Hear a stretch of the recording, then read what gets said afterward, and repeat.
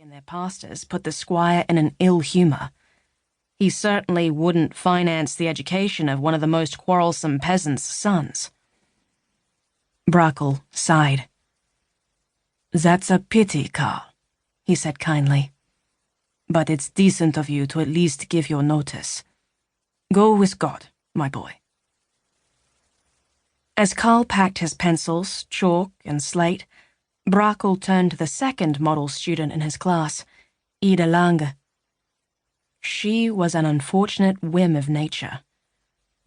Brackle had asked himself repeatedly why God had punished Lange's older son with a rather weak intellect, while his daughter Ida, the oldest sibling, sucked up knowledge like a sponge. It would have been enough to bless her with beauty and charisma, both of which had also graced Ida. The 12-year-old had shiny dark brown hair, eyes the color of blue porcelain, and even features. Her heart-shaped face reflected kindness and docility, the result of her father's careful upbringing. Jakob Lange was a blacksmith, owned a small holding, and kept his family under a firm thumb. Unlike Carl's father, he could have afforded to keep Ida in school longer, but of course, for a girl, it was out of the question. She would doubtlessly leave the class before her 13th birthday. But for now, she could still profit from the lessons, and at the same time bring a little bit of joy into Brackle's otherwise lackluster daily routine.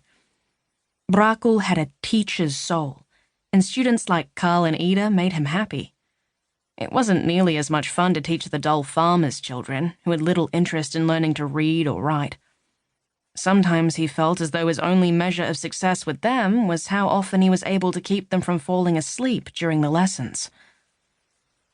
"You've brought us a new book, Ida. Anton." A thin booklet, The 3 Voyages of Captain Cook Round the World, lay on the desk of Lange's older son. Ida had excitedly told the teacher on the way to church the day before that her father had brought a new book from Schwerin, the closest city to Rabensteinfeld. Jakob Lange was interested in exotic countries and occasionally attempted to awaken his son's curiosity about them. His attitude was unusual for a craftsman, and above all for a traditional Lutheran.